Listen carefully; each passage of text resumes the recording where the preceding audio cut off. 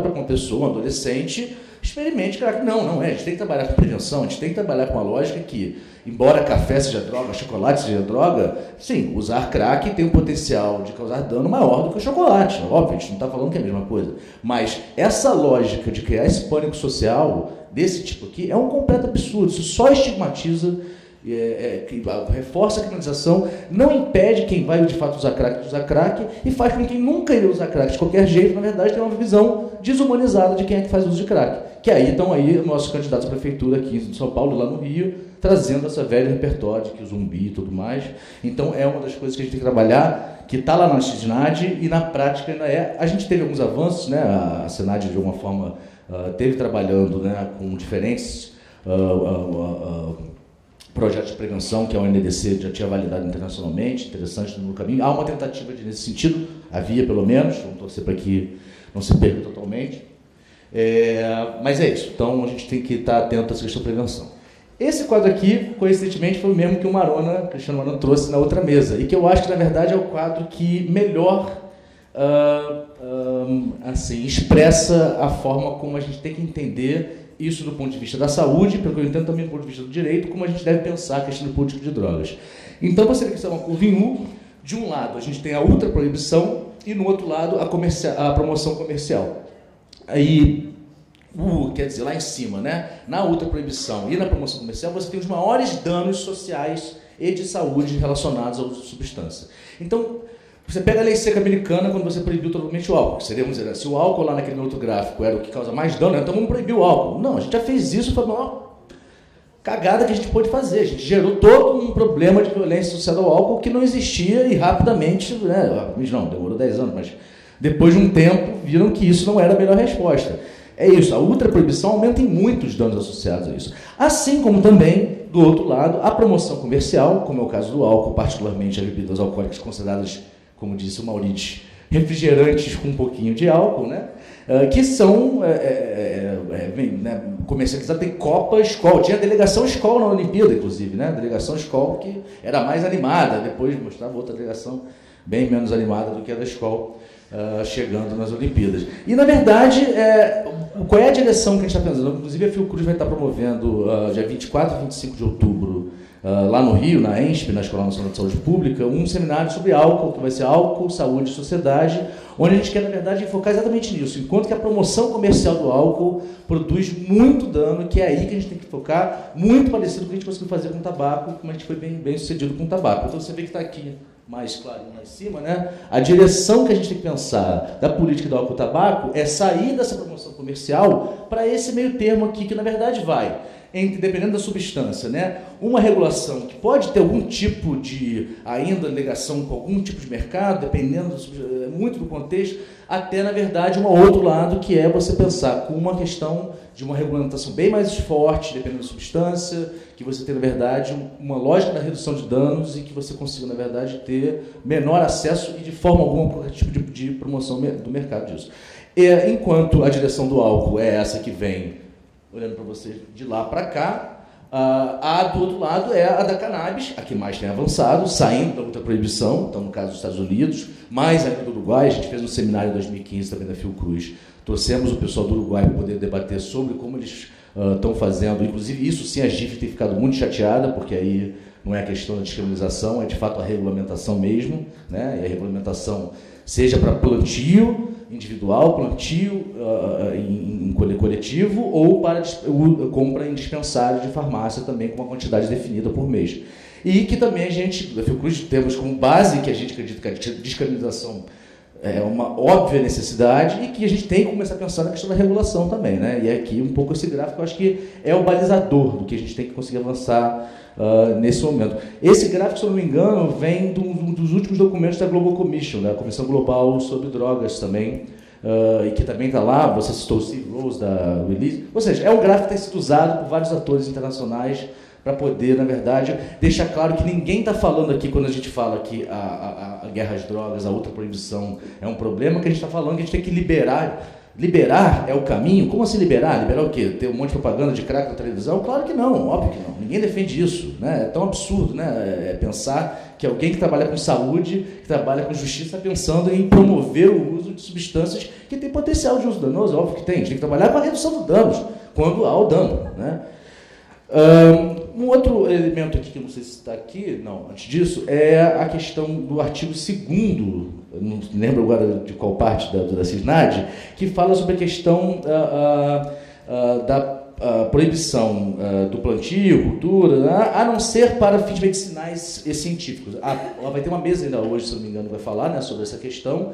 A Fiocruz tem trabalhado para poder começar a fazer um início de pesquisa com os canabinoides, então pegar a maconha, né, a cannabis, aí, seja o CBD, seja o THC, tem outros, o THCA, CBDA, tem vários outros canabinoides além desses dois mais conhecidos, e que têm potenciais terapêuticos já claros, a gente não sabe exatamente quais são, fora do Brasil já há um avanço importante nesse debate, a gente já sabe particularmente para algumas substituições, como o CBD para epilepsia refratária, ou o THC para questão de pessoas que estão fazendo tratamento para o câncer, ou que tem um HIV, enfim, né, que não conseguem comer, enfim, tem várias situações que a gente já sabe que existe evidência muito robusta e a gente tem que avançar nisso. A Fiocruz acredita nisso e tem se esforçado para tentar fazer essas pesquisas. Também achamos muito importantes algumas das pesquisas que estão começando, eu estou super concluindo,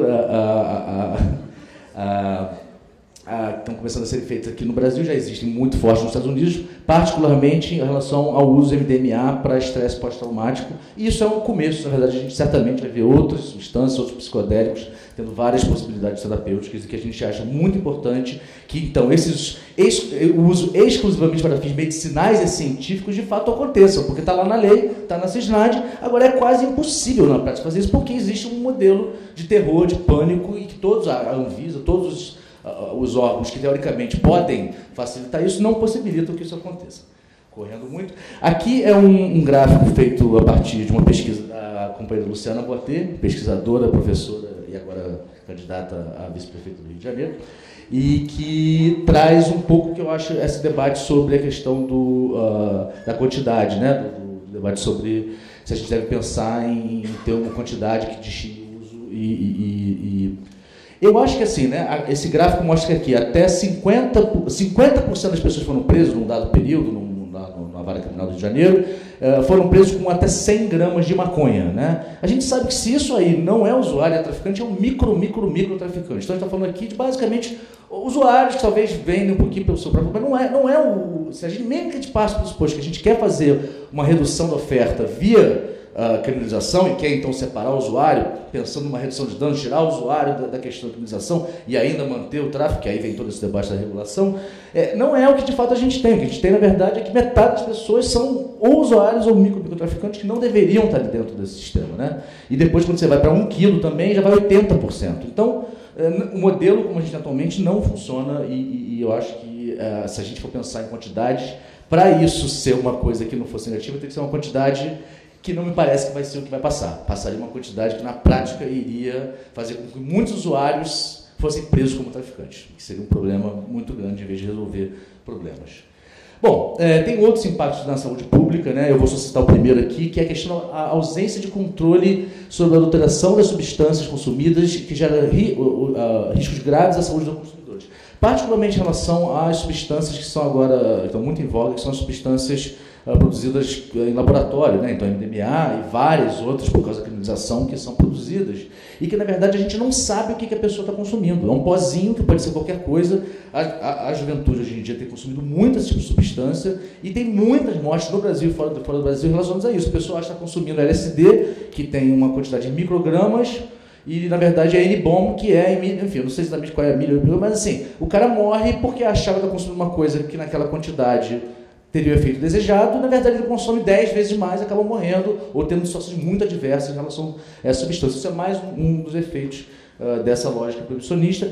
Fechando totalmente, eu acho que a gente tem que apostar muito na ampliação da RAPS, né, nossa rede de atenção psicossocial, que tem a ver com os CAPS-ADs, os consultórios na rua, as unidades de acolhimento que também têm que ser pensadas também. Obviamente que não é só ampliar, é aprimorar, como foi colocado pela própria Priscila, tem muitas questões que têm que ser aprimoradas. E a gente tem que pensar na demanda dos usuários. Né? Aqui que é um que já foi dito, o Vitor já falou sobre isso, são as várias demandas que vêm da pesquisa da Fiocruz, que entrevistou mais de 7.000 usuários nas cenas de uso e que basicamente colocam os pressupostos que o De Braços Abertos está colocando aqui, que os projetos de iniciação social estão sendo pensados desde a época que o Vitor e depois o Luiz Guilherme e o Leon estavam na Senad, a gente está tentando avançar em relação a eles, numa parceria com a Fiocruz também. Esse é o caminho que a gente tem que pensar. É um caminho, a gente tem que ouvir os usuários e ver com eles como é que a gente avança em relação a essa pesquisa. Vou terminar antes do tempo, porque senão não vai dar tempo de debate. É isso, muito obrigado.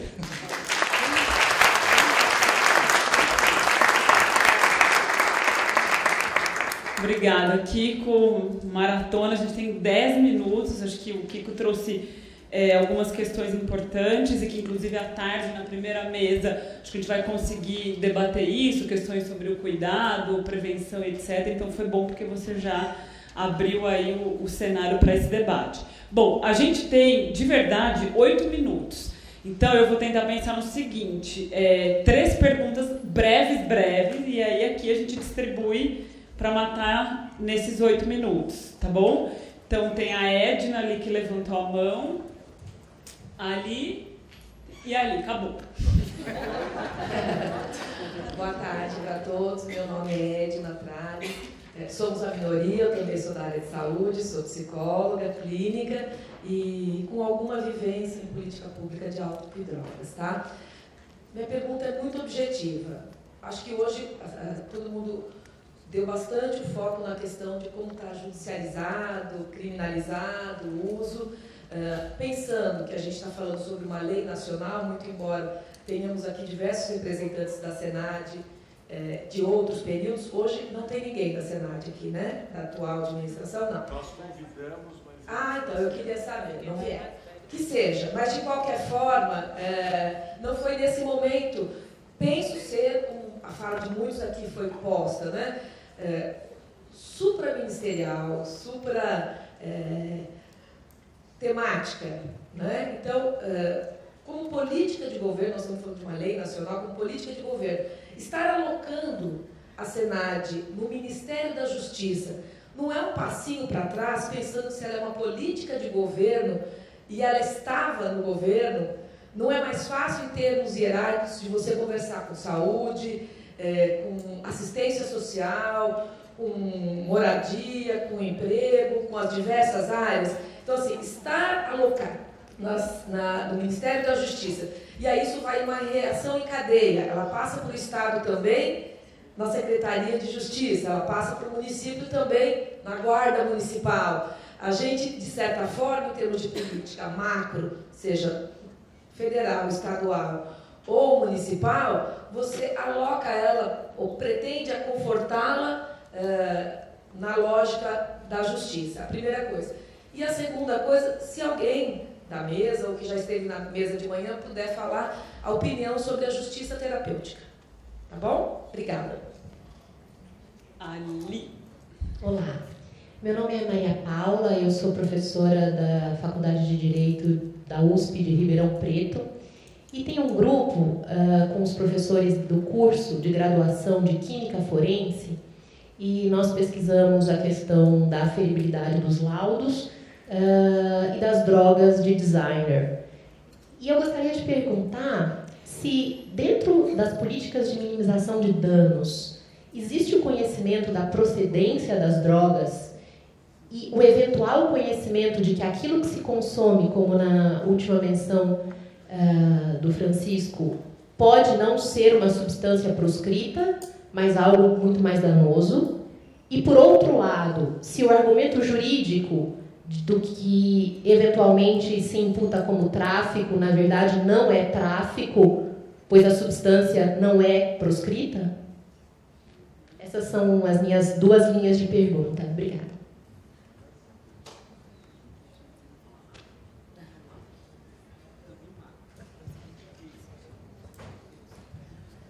Boa tarde, meu nome é Alessandra. Eu não venho com nenhum dado de pesquisa ou alguma coisa rebuscada, né?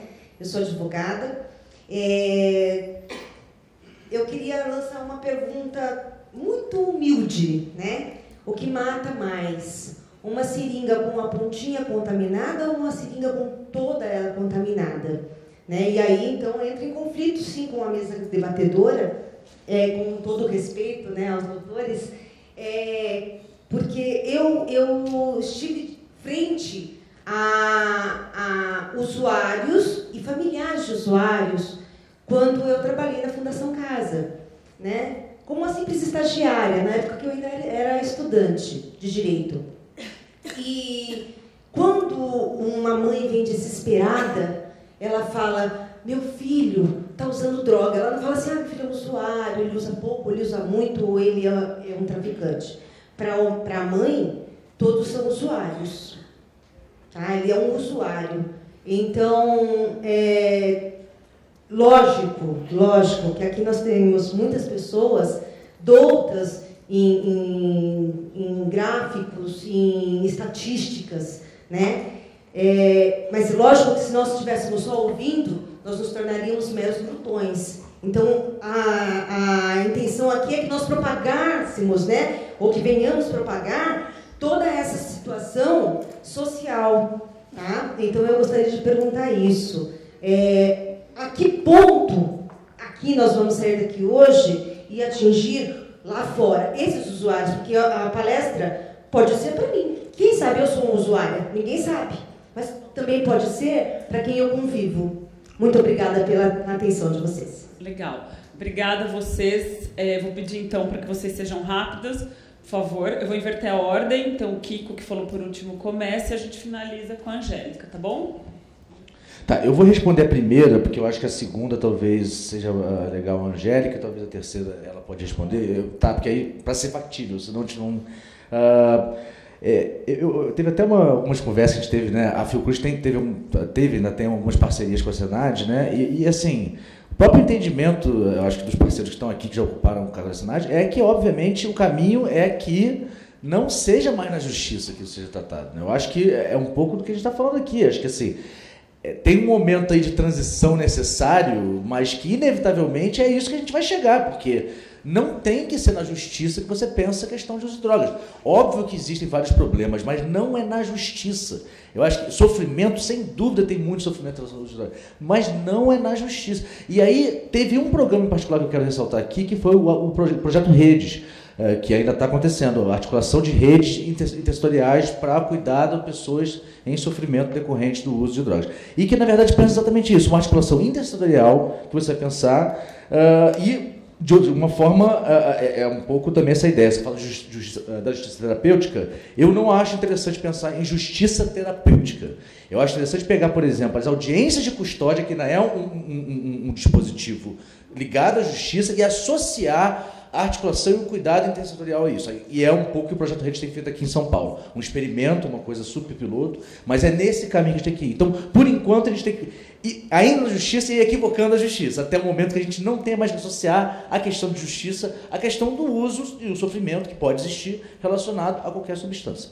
Vou ser bem breve para não dar tempo aqui.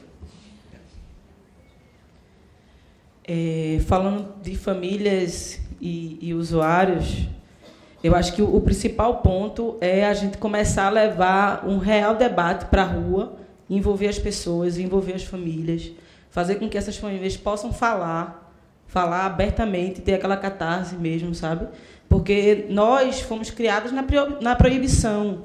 Então, é natural que a gente tenha esse conceito dentro da gente e que isso fique muito forte, que a gente não consiga pensar, ter tolerância com o uso de droga. Acho que a Marona que falou essa frase, não foi? Mais tolerância e menos ordem. E eu acho que é isso, porque parece que a gente vive tentando fazer ordem e a gente não escuta as pessoas. E aí, quando uma mãe chega, eu trabalhei muito em serviços com criança e adolescente, e já cheguei com uma mãe que chegou com um menino de 7 anos de idade e disse, eu não sei mais o que fazer com ele. Aí eu disse, ela não sabe o que fazer com ele. Com 7 anos, imagina ele com 16. Então, o que a gente tem que pensar é que a gente vive com uma população muito vulnerável, que falta muita coisa para essa população, inclusive educação. Mas eu não estou nem falando de educação para droga, estou falando de educação de uma forma mais ampla. Então, quando a gente fala da população de falta, o uso de droga e a proibição das drogas, ela entra, muitas vezes, nas faltas que estão presentes. Então, quando a gente está falando desse lugar que a droga ocupa na sociedade, a gente vai estar falando dele em sua amplitude, inclusive dentro de casa. Então, se hoje um adolescente chegar para sua mãe e falar que faz uso de droga, ela vai reconhecer ele como usuário de droga, drogado, maconheiro, cracudo, todos os estigmas que a gente tem, né? Mas ela vai deixar de enxergar o filho dela, que às vezes o que acontece é que as famílias deixam de enxergar a pessoa que está na sua frente. Então, quando a gente deixa de enxergar quem está na nossa frente, é porque a moral vestiu a gente. E essa moral, quando ela veste, a gente tem que tirar, porque a gente precisa enxergar as coisas com realidade, como elas estão acontecendo na nossa frente. E, a partir dali, a gente pensar em estratégias. Eu poderia chegar e dizer, na Cracolândia, inventar um modelo e propor, chegar lá para eles e fazer. Não ia dar certo, como a gente tem exemplos aqui que não dão certo. Só que, às vezes, a gente se veste tanto com um conceito que não tem quem faça a gente tirar esse conceito. E aí é só o tempo, né? É água mole em pedra dura, falando, insistindo, com calma, paciência, carinho também é importante. Por aí. Bom, Maria Paula, em relação às drogas sintéticas, é até interessante eu poder falar sobre isso também, que é uma outra vertente de atuação que eu tenho. O proibicionismo, ele é um grande causador também dessas novas substâncias, né? A cada ano, a gente tem 25 novas substâncias no mercado. Então, muda-se uma perninha da molécula e tem uma nova droga. E o problema disso é porque, muitas vezes, né, essas drogas elas só vão se tornar proscritas depois que a Polícia Federal acionar a Anvisa, depois que apreender.